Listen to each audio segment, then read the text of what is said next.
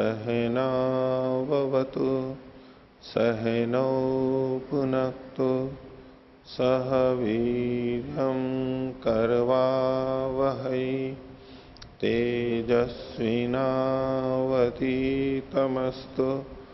मा विद्विषावहै। ओम शांति शांति शांति।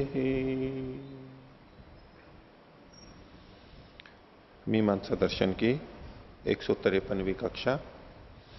मीमांसा दर्शन के तृतीय अध्याय के तृतीय पाद का 9वां अधिकरण हम देख रहे थे और उसमें 24वें सूत्र का भाष्य कुछ हो चुका था। पिछले पाठ में से किन्हीं को कुछ पूछना है तो पूछ सकते हैं। हाँ। ओ आचार्य महोदय, पृष्ठ संख्या 848 748 भाष्यस्य अधस्थात् चतुर्थी पंक्ति, नीचे से चौथी पंक्ति। हाँ। तदा ज्योतिष्टोमिको विधीयते अन्यत् सर्वम् अनुद्यते चेत् ज्योतिष्टोमिक इत्यत्र भवता उक्तं ज्योतिष्टोमिक इति उपस्थानम्। उपस्थान व्यवहार व्यापार जी। हाँ। परंतु यदि अत्र ज्योतिष्टोमिकः इत्यनेन उपस्थानं गृह्यते चेत् अन्यत् सर्वम् अनुद्यते इति आग्नेय आग्निध्रम् इति अनुवादो अस्ति। एवं कथयति। पुनः अग्रे कथयति अथवा आग्निध्र हविर्धान सदः सम्बन्धमात्रं विधीयते उपतिष्ठते इति अयम् अनुवादः। चेत् अत्र उभाभ्यां पक्षाभ्याम् एकत्र उपतिष्ठते इति अनुवादः वर्तते, अपरस्मिन् पक्षे च तस्य विधिः वर्तते। चेत् परस्परं विरुद्धम् एतत् कथं भवितुम् अर्हति? नहीं, ये अथवा करके इन्होंने बोला है ना, ये परस्पर विरुद्ध जैसा तो लगेगा, लेकिन वहां ज्योतिष्टोमिकः विधीयते। ज्योतिष्टोमिक क्या है? मंत्रः उच्यते तर्हि ज्योतिष्टोमिक मंत्र विधीयते अन्यत् सर्वम विधीयते, तो मंत्र का विधान है, अन्य सब अनुवाद है, वो भी नहीं घटेगा, वहां भी असंगति आएगी। तो उसमें देखिए नीचे युधिष्ठिर जी ने क्या लिखा है? ज्योतिष्टोम में होने वाले उपस्थान का विधान किया है, अन्य सब। देखिए इसमें आपको जो विपरीत लग रहा है कि ऊपर तो यदि उपस्थान का विधान माने और नीचे फिर इन्होंने कहा है कि उपतिष्ठते इति अयम अनुवादः, दो अलग अलग विपरीत बातें हो जाएंगी। तो विपरीत बातें हो सकती हैं, यहां पर एक ही होना चाहिए वैसे, लेकिन चूंकि ये अथवा करके कहा है, अथवा हम इसको इस दृष्टि से देखेंगे, तो इसको अलग दृष्टि से अगर देख रहे हैं ये, तो ऐसे में तो कुछ अंतर आएगा ही। फिर भी इसके ऊपर और विचार कर लेंगे, लेकिन इस शब्द तो एकदम स्पष्ट कहें और युधिष्ठिर जी ने भी लिखा है। और अगर हम उपस्थान यहां पर नहीं लेते हैं तो फिर विचार करना होगा कि हमें क्या लिया जाए और जिसकी की संगति लगेगी, इसको और देख लेंगे। हाँ।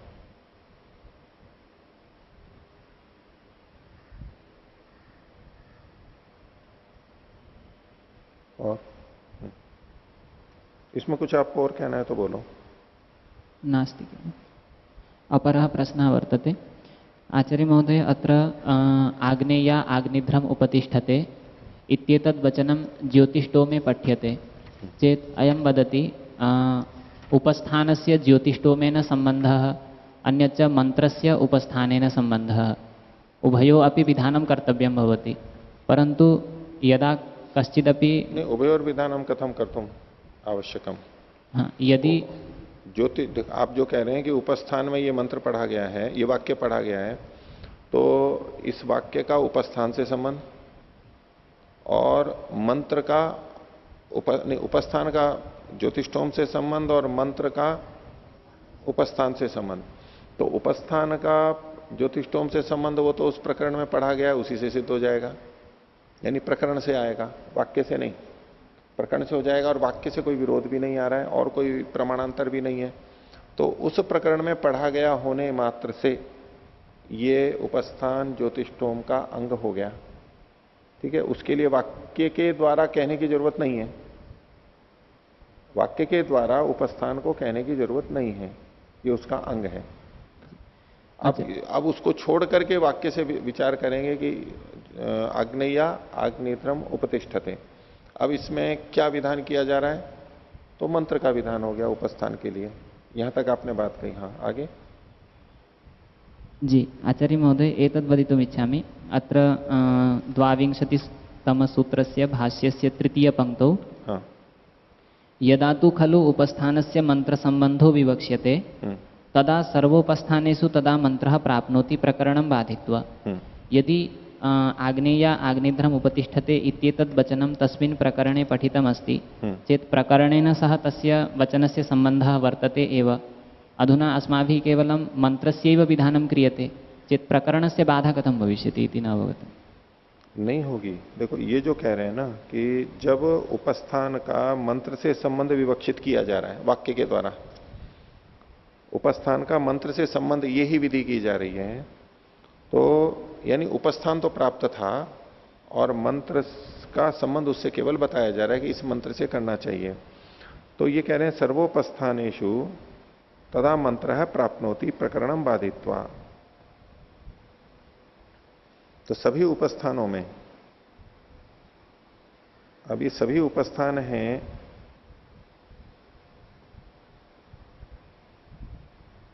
प्रकरण से, तो उपस्थान भी तो ये विशिष्ट है ना, सब अलग अलग उपस्थान है ना ये, तो उपस्थान मात्र के लिए तो प्राप्त नहीं हो रहा है, अलग अलग उपस्थान है ना इनके। तो सर्वोपस्थानेषु तदा मंत्र प्राप्नोति प्रकरणम बाधित्वा। अब प्रकरण को बाधित करके ये जो कहना चाहते हैं तो ये लग सकता है, ये समझ में आता है कि प्रकरण में जिन उपस्थानों को पढ़ा गया है उनसे भिन्न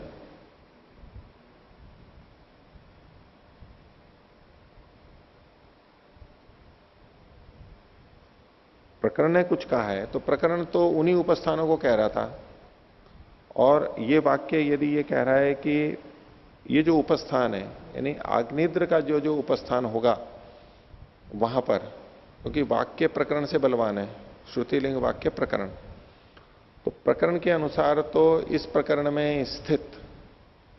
में स्थित उपस्थान ही गृहीत होगा और कोई नहीं होगा। अब प्रकरण को बाधित करके वाक्य से हम अर्थ निकाल रहे हैं कि वाक्य उपस्थान के लिए इस मंत्र को विहित कर रहा है, यानी उपस्थान के साथ मंत्र को जोड़ रहा है। अब उपस्थान को विशिष्ट उपस्थान तो मानना ही पड़ेगा। आग्नेयद्रम उपस्तिष्ठते मतलब इसी उपस्थान की बात है। उपस्थान यद्यपि यहां इन्होंने सामान्य लिखा है, तो इससे विशिष्ट उपस्थान जहां जहां भी प्राप्त होगा, वो प्रकरण से अतिरिक्त स्थानों पर भी आग्नेयद्र के प्रति जो उपस्थान है वो जहां जहां भी होगा वहां सब जगह प्राप्त होने लगेगा।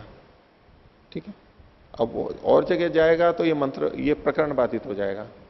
और दोनों को साथ में ले लेंगे यदि हम प्रकरण से, तो इस प्रकरण में स्थित आग्नेयद्र से संबंधित जो उपस्थान है वहां पर ये मंत्र लगेगा। ऐसा मिला के करेंगे तब तो यहीं रहेगा। और सामान्य अर्थ करेंगे तो केवल इतना ही तो कहा जा रहा है कि आग्नेयद्र के प्रति जो उपस्थान है वो इस मंत्र से करें, लेकिन वो आग्नेयद्र के प्रति उपस्थान कौन सा, तो खुला हुआ है, कहीं पर भी चला जाए। वाक्य तो इस बात को नहीं कह रहा है ना कि इस प्रकरण वाले आग्नेयद्र के उपस्थान को ही हो, कहीं भी जा सकता है, ऐसा तात्पर्य समझ में आता है इसका। इसमें जो एक बार युधिष्ठिर जी देखते हैं और इसमें जो आपको आपत्ति लग रही है वो फिर से बताइए। इन्होंने लिखा है तीसरी पंक्ति में व्याख्या की, जब उपस्थान का मंत्र संबंध विवक्षित होता है तब प्रकरण को बाधकर सब उपस्थानों में मंत्र प्राप्त होता है। उस अवस्था में प्रकरण विशेषक नहीं हो सकता है। यानी प्रकरण बाधित हो गया तो प्रकरण विशेषित नहीं करेगा कि यहीं पर ही होगा। तो दोनों अर्थात ज्योतिष्टोम और उपस्थान तथा उपस्थान और मंत्र का संबंध मानने पर वाक्य भेद होगा। ये जो बात बताई जा रही है ये पूर्व पक्षी के पक्ष को खंडित करने के लिए बोल रहा है। बोल तो सिद्धांत ही रहा है, लेकिन पूर्व पक्षी की बात को खंडित करने के लिए कर रहा है कि आप ऐसा मानते हो तो ये दोष आएगा, वाक्य भेद होगा। उस प्रसंग में इसने कह दिया कि सब जगह प्राप्त होने लगेगा, और अगर सब जगह प्राप्त होने लगेगा तो प्रकरण है जो विशेषक नहीं हो पाएगा, व्यर्थ हो जाएगा। और व्यर्थ हो जाएगा तो दो संबंध तो बनाने ही पड़ेंगे फिर भी, क्योंकि ज्योतिष्टोम और उपस्थान का संबंध भी तो बनाना ही पड़ेगा। प्रकरण बाधित हो गया है तो प्रकरण से तो ये संबंध बन नहीं पा रहा है। सिद्धांति तो मानता है कि प्रकरण से संबंध बनेगा, ज्योतिष्टोम का और उपस्थान का तो प्रकरण से ही संबंध बन जाएगा, सिद्धांति मानता है। लेकिन पूर्व पक्षी के मत में ये संबंध प्रकरण के बाधित होने से वाक्य से ही निकालना पड़ेगा, नहीं तो सब जगह प्राप्त होगा तो ये तो दोष हो गया। तो सब जगह प्राप्ति को रोकने के लिए ये विधि वाक्य से ही माननी पड़ेगी। तो वाक्य से मानने पे दो विधियां माननी होगी। तो मंत्र का उपस्थान से संबंध तो मानना ही है, और उपस्थान का ज्योतिष्टोम से संबंध भी मानना पड़ेगा। ये दो विधियां होने लगेंगी, ये आपको दोष आएगा। जो इन्होंने लिखा युधिष्ठिर, दोनों ज्योतिष्टोम और उपस्थान तथा उपस्थान और मंत्र का संबंध मानने पर वाक्य भेद होगा, और हमारे पक्ष में ये दोष नहीं है।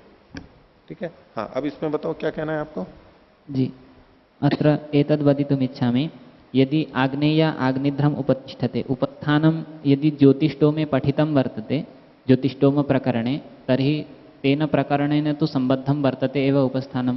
केवलं मन्त्रस्य विधानमस्ति, तर्हि सर्वे अन्येषु प्रकरणेषु यानि उपस्थानानि पठितानि सन्ति तेषु अपि मंत्रः कथं प्राप्नोति प्रकरणं बाधित्वा, एतदेव।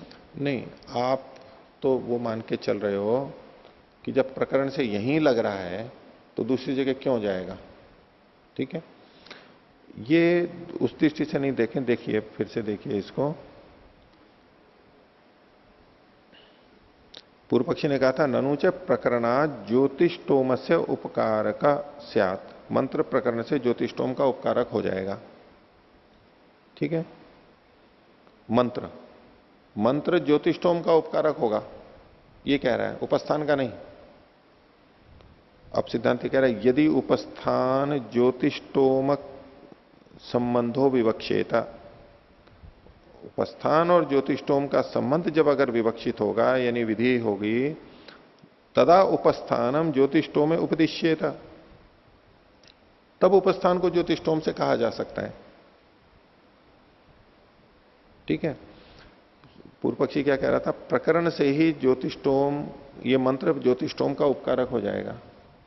सिद्धांत कह रहा है यदि उपस्थान ज्योतिष्टोम से संबंधित विवक्षित होगा तो उपस्थान के प्रति ज्योतिष्टोम, तो भी उपस्थान ज्योतिष्टोम में उपदिष्ट होगा, विधि होगा। प्रकरणात् तेन एक वाक्यताम इयात, और प्रकरण से एक वाक्यता को प्राप्त हो जाएगा। और जब उपस्थान का मंत्र से संबंध विवक्षित होगा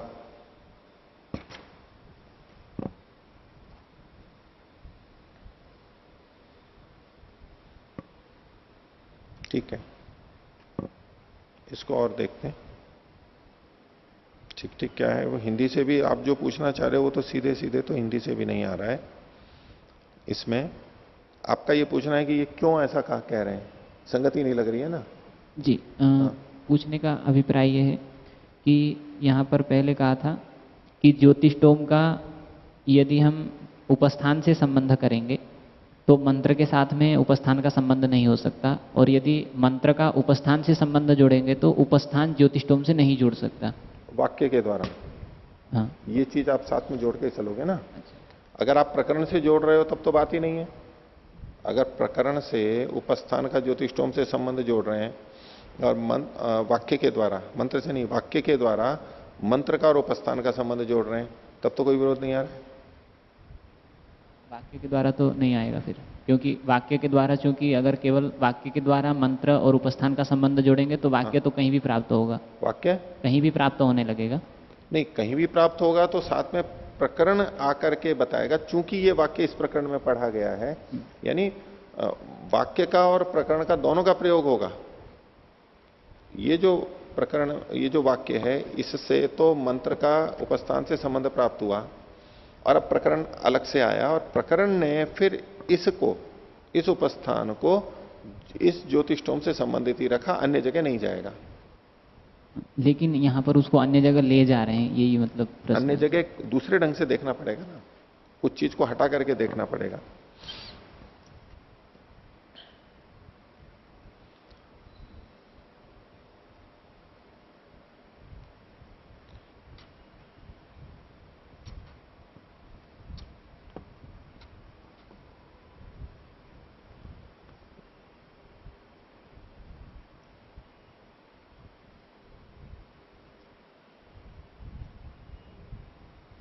आप अपनी समस्या फिर से बोलिए। जी, आचार्य जी, इसमें समस्या ये है कि ये कह रहे हैं कि जब उपस्थान का मंत्र के साथ में संबंध विवक्षित होता है तब सभी उपस्थानों में मंत्र की प्राप्ति होने लगेगी प्रकरण को बाधित करके। परंतु इसमें समस्या ये है कि जब वो वाक्य उसी प्रकरण में पढ़ा हुआ है तो सभी प्रकरणों में मंत्र कैसे प्राप्त होगा? प्रकरण को बाधित करके प्राप्त होगा। प्रकरण को बाधित कर अगर नहीं कर रहा है तो प्राप्त नहीं होगा। ठीक है। और प्रकरण को बाधित क्यों कर रहा है? वाक्य के द्वारा। वाक्य बलवान है और उसको मान करके प्रकरण बाधित हो रहा है, ऐसा मान करके करना पड़ेगा। हाँ बोलो। जी बिल्कुल ठीक कह रहे हैं जी आप, क्योंकि ये जो वचन है ये सिद्धांति का वचन नहीं है, ये पूर्व पक्षी का वचन है और सिद्धांति ने पूर्व पक्षी की बात को यहाँ पर प्रस्तुत किया है। हाँ, और कोई? जी। पृष्ठ संख्या 45 उत्तर 700 745। हाँ। अधस्तात् चतुर्थी पंक्ति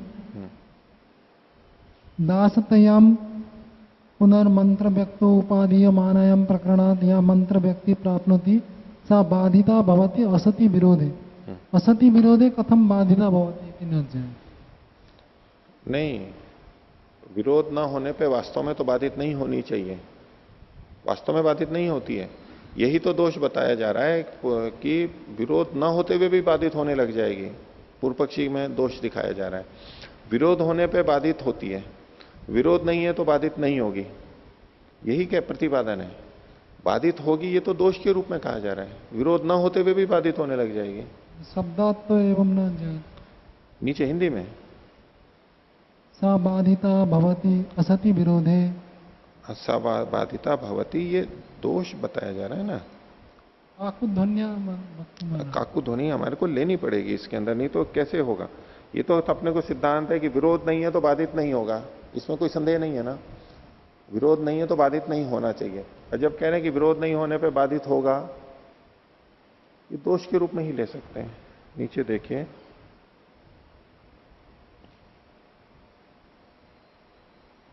अब वो बाधित होने लगी और न चाहिए लिंग प्रकरण और विरोध। विरोध तो है ही नहीं इनमें,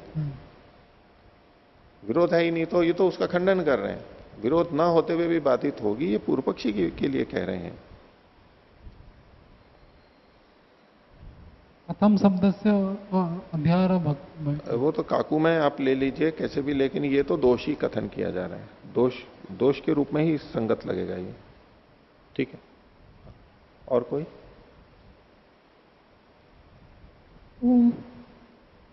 ये पृष्ठ संख्या 750 पर हाँ। पहली पंक्ति। हाँ। यहाँ पे बीच में कहा है युक्ति ही। हाँ। इससे क्या, किसका ग्रहण करना? ये अलग से पढ़ने में आया, मैंने अटपटा सा लग रहा था वैसे तो। और यद्यपि पहले उपपत्ति से जुड़ा हुआ है ये 21वें सूत्र से, लेकिन उसको भी यहां पढ़ने का कोई संगति नहीं लग रही थी। तो मीमांसा कोश में तो ये शब्द यहां पढ़ा नहीं गया है। तो या तो यहाँ छपने में इधर उधर कहीं युक्ति लिखा जाना होगा और यहाँ लिखने में आ गया है भूल से। तो मीमांसा कोश में ये पाठ यहाँ नहीं है। उस दृष्टि से इसको हटा सकते हैं सीधे सीधे। और लेकिन युक्ति तो दी गई है, और युक्ति दी गई है तो सर्वेशाम च उपदिष्टत्वात् इस रूप में दिया गया है। इसको एक हेतु के रूप में प्रस्तुत दिया गया है, ठीक है। एक युक्ति दी गई है, ऐसा भी मान लिया जाए कि भाई यहाँ एक युक्ति दी गई है, तो माना जा सकता है।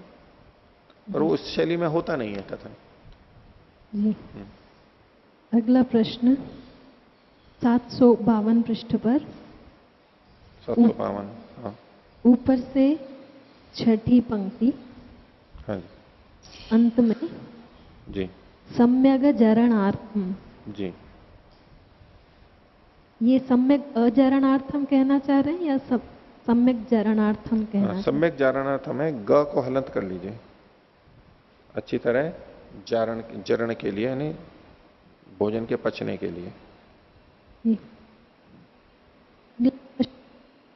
इस पृष्ठ पर हाँ।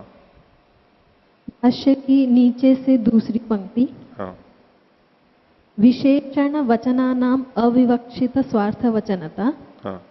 भक्षण विशेषण परता चेति लक्षणया तु गम्यते। यहाँ पर लक्षणा से कैसे पता चल रहा है ये नहीं समझ में आया कि विशेषणों की स्वार्थ वचनता नहीं होती है। देखिए, विशेषण वचना नाम अविवक्षित स्वार्थ वचनता ये होने लगेगी, दोष बताया जा रहा है, ये अनिष्ट है। विशेषण वचनों की अविवक्षित स्वार्थ वचनता ये दोष है। विशेषणों की विशेषण विवक्षित ही होते हैं और उनकी स्वार्थ वचन अविवक्षित स्वार्थ वचनता नहीं होती। अपने किसी न किसी अर्थ को तो वो कह ही रहे होते हैं। अविवक्षित स्वार्थ वचनता को एक साथ देखिए। स्वार्थ वचनता मतलब अपने अर्थ को कहना, विशेषणों का जो अपना अर्थ है उसको कहना, वो अविवक्षित होने लग रहा है, ये एक अनिष्ट बताया जा रहा है। और भक्षण विशेषण परताच, और भक्षण विशेषण की विशेषण परक, भक्षण के ये सारे के सारे विशेषण बनेंगे, उनका अपना कुछ अर्थ नहीं है और भक्षण के केवल विशेषण बनेंगे इतने मात्र में।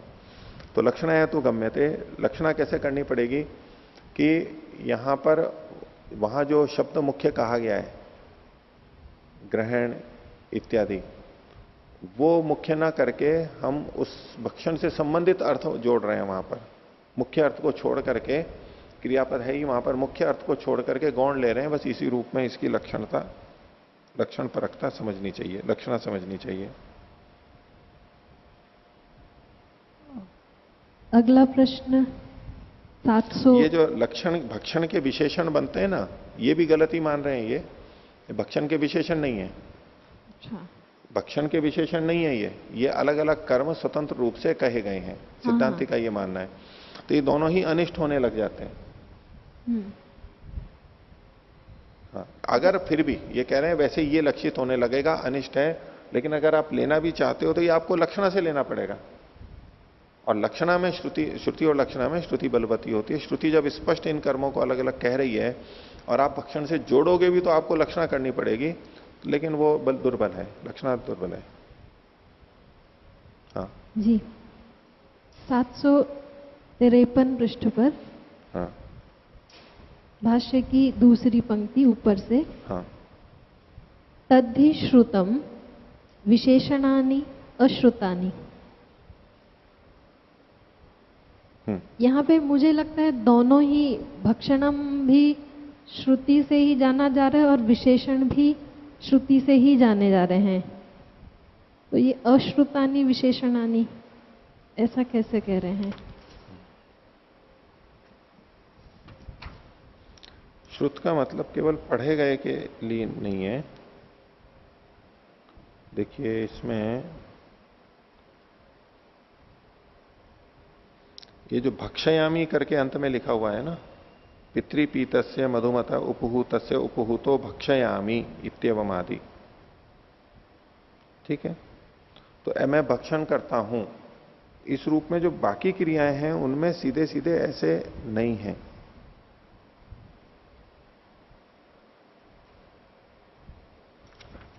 इसने कहा तद्धि श्रुतम, ये तो सीधे सीधे भक्षण क्रिया को कहा जा रहा है। और विशेषणानि अश्रुतानि, विशेषण सीधे सीधे नहीं कहे गए हैं।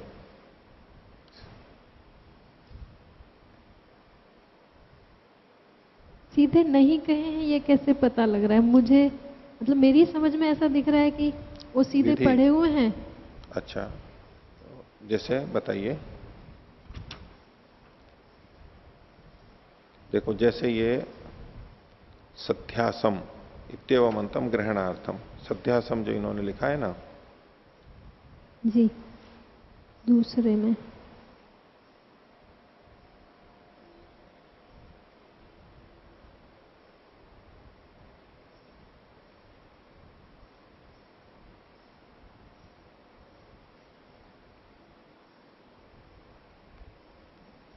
बाहुओं से ग्रहण करता हूं। देखिए वैसे तो ये पूर्व पक्षी है और विधि जो मानी जाती है ना, श्रुत जो होता है ना, वो प्रत्यय से श्रुत मानते हैं। ये विधि जो है प्रत्यय से श्रुति, साक्षात श्रुति जो है वो प्रत्यय से देखते हैं। श्रुत का मतलब वो शब्द दिखाई दे रहा है इतने मात्र से नहीं लेते हैं। ये वाक्य दिख रहा है, वाक्य भी यूं तो दिख ही रहा होता है, शब्द भी दिख रहा होता है, लेकिन उस कार्य को करने की जो साक्षात विधि होती है उसको तो श्रुत कहते हैं। और पूर्व पक्षी कह रहा है, पूर्व पक्षी इस ढंग से प्रस्तुत कर सकता है इसको। सिद्धांति तो कह ही रहा है ना यहां पर, सिद्धांति तो मान ही रहा है कि नहीं यहां पर तो इसका कथन विधि की गई है, अलग अलग है ये कर्म, वाक्य अलग अलग है, एकार्थता है, सिद्धांति तो मान ही रहा है। पूर्व पक्षी कह रहा है ऐसा, ये श्रुत नहीं है। जी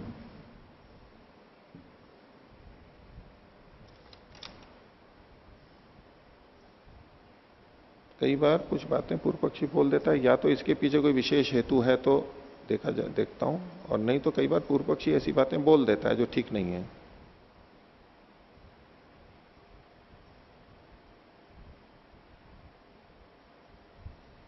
हाँ बोलो। ओ आचार्य महोदय, यत् भवान् वदति अत्र साक्षात् विधानं नास्ति तदेव अहमपि मन्ये। यतोहि भक्षयामि इत्यत्र तु साक्षात् विधिवाक्यं वर्तते, परंतु अवख्येशम इत्यत्र मैं देखूं ऐसा सोच करके वो देखता है, तो देखने के लिए विधान नहीं किया जा रहा है, मैं देखूं ऐसा केवल है ये तो अवख्येशम। मैं देखूं, हाँ, साक्षात विधानम नास्ति, पश्यामि इति विधानम नास्ति, केवलम देखूं। पश्यामि तो है, उस रूप में ले रहे होंगे। ये भक्षयामी को या तो ये लेट लकार का मान करके विधि मान रहे हैं, भक्षयामी लट है, वैसे तो लट दिख रहा है, लेट मान करके लेट जैसा। और तृप्यतु वाग्जुषा सोम से तृप्यतु तृप्त होवे, ठीक है। और देखते हैं इसमें किसी टीकाकार ने अगर लिख रखा होगा तो।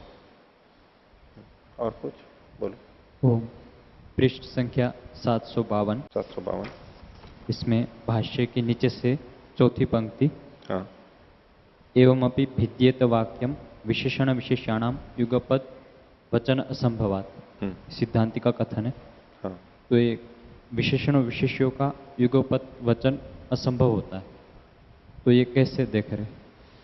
ये एक वाक्य में तो देखो घट जाता है, एक वाक्य में तो वो तो हम गुण विशिष्ट विधि जो मानते हैं एक वाक्य में तो घट जाता है। ये चूंकि अलग अलग वाक्य हैं, अलग अलग वाक्य हैं, इस दृष्टि से इनमें विशेषण विशेष्यता का आपत्ति सिद्धांति को हो सकती है।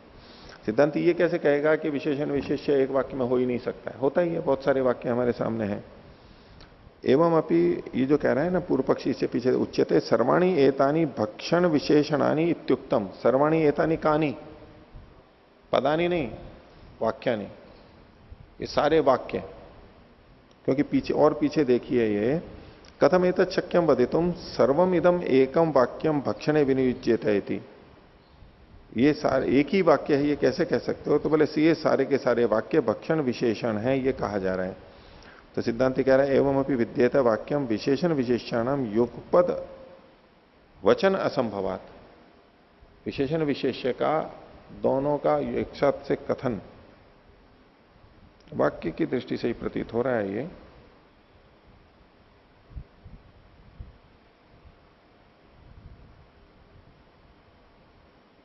गुण विशिष्ट विधि में तो कोई बात नहीं है, वो तो होता ही है, उससे अतिरिक्त कोई चीजें यहां पर देख रहे हैं,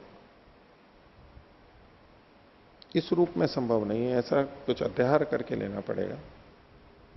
हाँ बोलो। जी आचार्य जी, अहम एवं चिंतयामि यत् अग्रे पूर्वपक्षी वदति उच्यते न विशेषणानि विवक्ष्यामः विशेषणैर्ग्रहणावेक्षणादिभिर्विशिष्ट एको अर्थो विवक्ष्यते इति कथयित्वा पूर्वपक्षी गुणविशिष्टविधिं दर्शयति। तस्मात् कारणात् सिद्धान्तिनः अत्र अयम् आक्षेपो वर्तते यत् एकेन वाक्येन विशेषणस्यापि विधानं विशेष्यस्यापि विधानम् इति उभयमपि न संभाव्यते इति पूर्वपक्षी। हाँ नहीं, एक वाक्य मतलब तो एक वाक्य वाक्य की वाक्यता की दृष्टि से देखेगा ना। हाँ, वाक्य की वाक्यता की दृष्टि से विशेषण विशेष भाव आप यहां नहीं लगा सकते।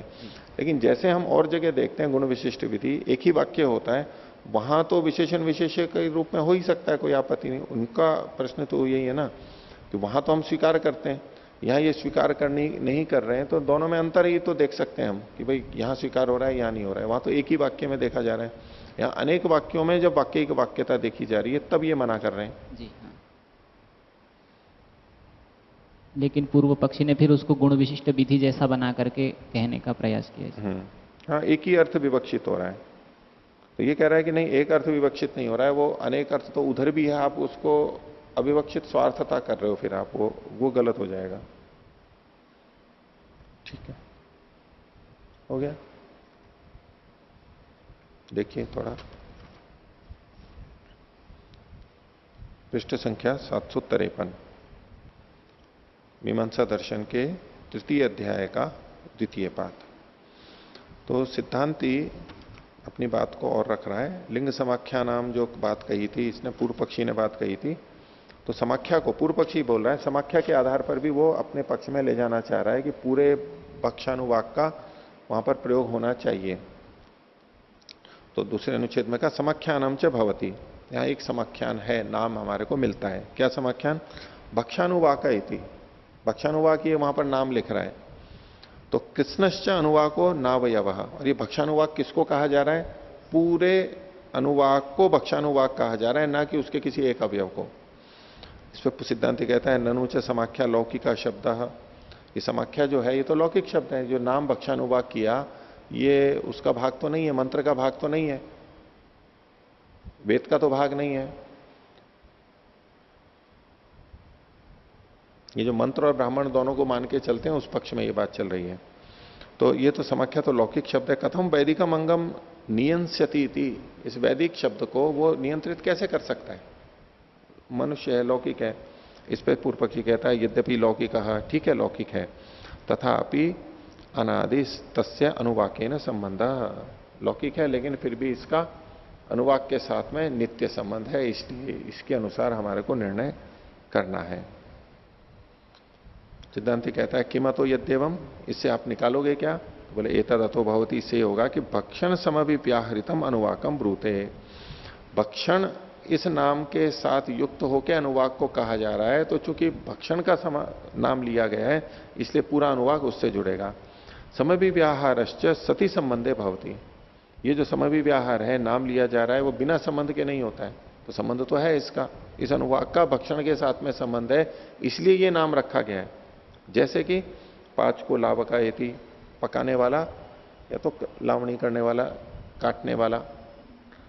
समभिव्याहारात संबंधम अनुमास्याम है, और ये चूंकि इसके लिए कहा जा रहा है, नाम पाचक का नाम, पाचक नाम या लावक नाम किसी के लिए कहा जा रहा है, तो चूंकि नाम कहा जा रहा है इसलिए उस व्यक्ति का हम भोजन पकाने के साथ में, इस व्यक्ति का खेत को काटने के क्रिया के साथ में संबंध जोड़ते हैं। नाम रखा गया है इसलिए दोनों के बीच में संबंध जोड़ते हैं। तो इस अनुवाक का नाम भक्षानुवाक लिखा गया है, इसलिए इस अनुवाक का संबंध भक्षण के साथ में हम जोड़ते हैं, इसलिए पूरा का पूरा जाएगा। इस पर सिद्धांति कह रहा है आह नानुमान गम्य एवं जाति केशु अंग भावो विधानाद एव गम्यते नान्यथा, बोले इस प्रकार के का जो अंग भाव है ये अनुमान से नहीं किया जा सकता। अनुमान कैसे किया था इन्होंने? भक्षानुवाक ये जो नाम रखा गया इससे पूरे अनुवाक को भक्षण से जोड़ रहा था। ये सीधी श्रुति नहीं है, विधान करने वाला वाक्य नहीं है, अनुमान से ये ले जा रहे हैं। तो बोले ऐसा अंग भाव अनुमान से नहीं किया जाता है, विधान से ही ये जाना जाता है और किसी तरीके से नहीं। न च समाख्या विधात्री, और ये जो समाख्या है जिसके आधार पर आप निर्णय कर रहे हो ये विधात्री नहीं है, विधान करने वाला वाक्य नहीं है, ये तो केवल इससे आप अनुमान लगाएंगे। इस पर पूर्व पक्षी कह रहा है अत्रोच्यते समाख्या संबंधी नौ बुद्धौ सन्निधिम उपनिष्यति प्रयोग वचनों विधास्यति थी। बोले ये जो समाख्या है, ये जो नाम है, ये संबंधी नौ, संबंधियों को, दो को, संबंधी नौ मतलब ये द्वितीय द्विवचन है, संबंधियों को। कौन संबंधी है यहां पर? जिनका अंगांगी भाव है, अनुवाक का और भक्षण का, इन संबंधियों को बुद्धौ, बुद्धि में, सन्निधिम उपनिष्यति, निकटता से ले आएगी, और निकटता से ले आएगी तो प्रयोग वचनों विधास्यति थी, और ये जो प्रयोग वचन है इसका, प्रयोग वचन जो है ये इसका विधान कर देगा।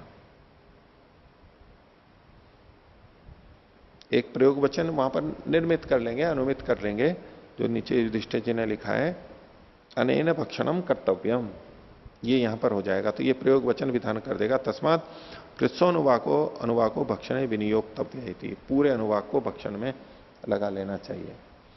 इसमें थोड़ा सा ये विचार की बात है कि सिद्धांति ने कहा कि ये समाख्या जो है लौकिक शब्द है, समाख्या, तो बाकी चीज तो ये अलौकिक और नित्य मान ही रहे हैं, लेकिन जो नाम है समाख्या है ये लौकिक है, और लौकिक के आधार पर मंत्र को हम नहीं चला सकते, ये बात रखी थी। इसके ऊपर युधिष्ठिर जी ने भी आगे जो 2 पृष्ठ लिखे हैं 754 और 55 पे, वो देखने के योग्य हैं, विचार करने के योग्य हैं। इन्होंने एक बात स्पष्ट कर दी कि ये जो संज्ञा शब्द हैं ये लौकिक होते हैं, तो इसमें अष्टाध्यायी के ये नाम हैं, ये भी हैं।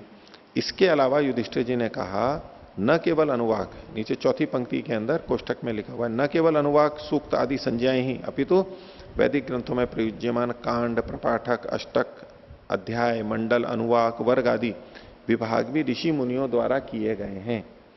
ऋग्वेद के भाष्यकार वेंकट माधव ने ये एक बात लिखी है, इसकी पुष्टि में इन्होंने बात को रखा है, और इसी की पुष्टि में महर्षि दयानंद के का भी वचन इन्होंने दिया है ऋग्वेद आदि भाष्य भूमि का प्रश्नोत्तर विषय में। तो इसका केवल हम अर्थ देख लेते हैं नीचे, अर्थात वेदों में अष्टक आदि का विधान इसलिए किया है जिससे पठन, पाठन, मंत्र गणना और हर एक विद्या के प्रकरण का बोध होवे। ये समझने के लिए ये अलग अलग इस तरह अष्टक आदि प्रकरण आदि के आधार पर किए गए हैं। लेकिन इसमें जो हमारे को ऊपर लिखा हुआ मिलता है, इसमें ऋषि नाम भी ऐसा ही हो गया, देवता का कथन भी ऐसा हो गया, और छंद का या अलंकार का जो कथन है, छंद वहां पर है विद्यमान, लेकिन जो शीर्षक पे लिखा गया है, अलंकार वहां है, लेकिन अलंकार का जो नाम लिखा गया हम मंत्र के ऊपर देखते हैं, या तो अध्याय, अनुवाक आदि के प्रारंभ में इकट्ठा भी देखते हैं, ये बाद में जोड़ा गया है। ये मूल संहिता या तो ईश्वर ने जो उपदेश दिया था उसमें इन शीर्षकों के सहित लिख करके दिया था, ऐसा नहीं है। जबकि हमारी सभी संहिताओं में ये साथ के साथ में लिखे हुए पढ़े हुए मिलते हैं। अब हमारी संहिताओं में पृष्ठ संख्या भी नीचे लिखी भी रहती है ना, पृष्ठ इतना और इतना इतना, वो किसके द्वारा किया हुआ है, हालांकि पुस्तक के साथ में है, लेकिन हम वो उसको तो हम समझते हैं कि भाई ये तो छापने वाले का है, क्योंकि अलग अलग पुस्तकों में अलग अलग पृष्ठ संख्या पे ये देखे जा सकते हैं कैसा समायोजन किया है उसके आधार पर।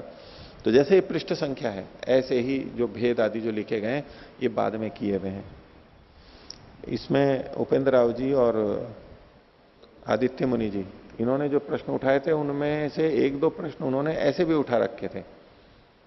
वेद को खंडित कर रहे थे, वेद ईश्वरकृत नहीं है, तो जैसे ऋषियों के नाम मिलते हैं तो या तो देवता का नाम लिखता है, विषयानुक्रमणी मिलती है, ये अलग अलग मंत्रों के क्या विषय हैं, तो वो इसमें भेद दिखा दिखा के भी खंडन करते थे। देखो यहां देवता ये लिखा हुआ है या ऋषि ये लिखा हुआ है, इसका विषय यहां विषयानुक्रमणी में ये लिखा हुआ है, और इस ग्रंथकार ने यहां देवता या विषय ये माना है, इस ग्रंथकार ने ये विषय माना है, तो ये तो भेद हो गया। तो ईश्वरकृत अगर ये होते वेद तो ये भेद नहीं होना चाहिए था।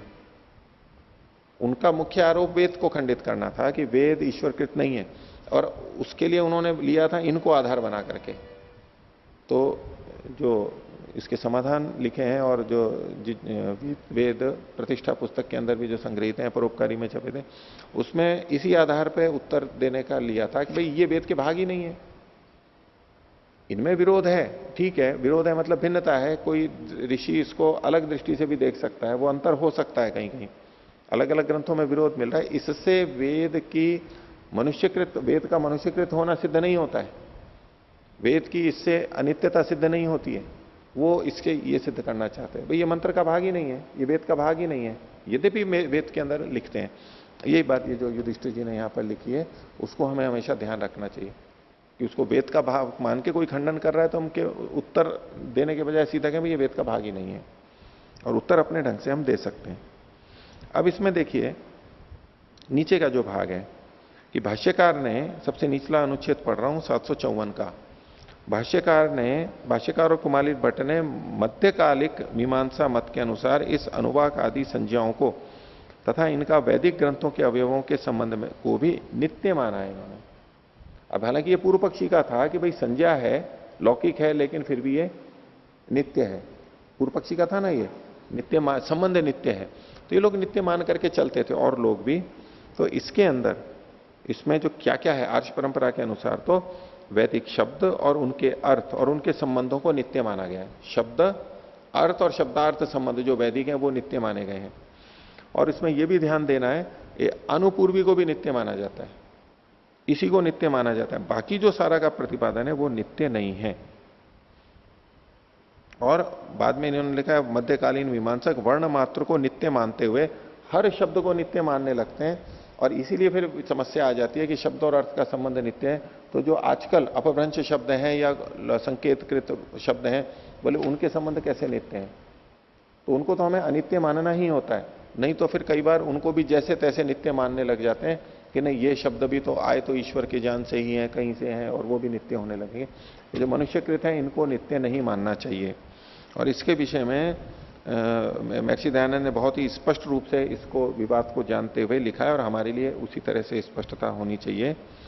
755वें पृष्ठ पर जो इन्होंने लिखा है कि ये जो शब्द अर्थ नित्य संबंध है वो कहा है, ये परमात्म ज्ञानस्था शब्दार्थ संबंधा संति ते नित्या भविदो मरंती, एकदम स्पष्ट है।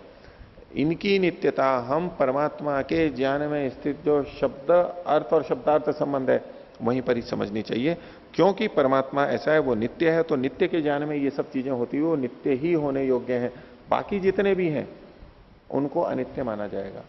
और अगर उनको हम नित्य कहते हैं जो आज हमारे को उपलब्ध है, तो हम इस दृष्टि से देखेंगे क्योंकि परमात्मा के ज्ञान में वो नित्य है, और वहीं से ये जो केतु आए हैं इस दृष्टि से इनको नित्य कहा जा रहा है। ये गौण नित्यता है, वास्तविक नित्यता तो इनकी परमात्मा के ज्ञान में ही समझनी चाहिए। शब्द तो चाहे बोल के हो, चाहे लिखा हुआ हो, कैसे भी हो, वो उत्पन्न होता है, नष्ट होता है, उतना ही हमारे को मान के करना चाहिए। जबरदस्ती उसको नित्य सिद्ध करने का प्रयास नहीं करना चाहिए, क्योंकि ये समस्या तो स्वामी दयानंद जी के समय में भी थी, और बहुत सारी चर्चाएं जो शास्त्रों में चलती रहती हैं, ये इन्होंने एक समाधान दिया है, समन्वय किया है, युधिष्ठिर जी ने इसको यहां पर प्रस्तुत किया है। इसमें नीचे से दूसरा जो अनुच्छेद है उसकी अंतिम से दूसरी पंक्ति है, वेदों का अनित्यत्व सही घटता है, नहीं घटता है, स की जगह ना कर लीजिएगा। इसको आप एक बार पढ़ लेना पूरे को जो इन्होंने लिखा है। तो आज का पाठ इतना ही रखते हैं, ये प्रकरण थोड़ा सा और बाकी है, इसको हम आगे देखेंगे।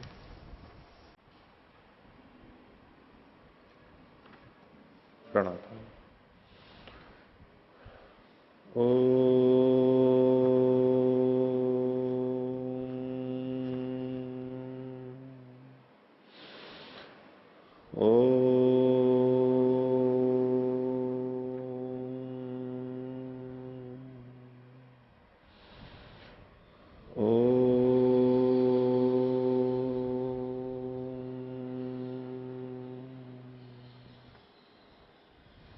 सभी को सदर्भ विवाद। ओम।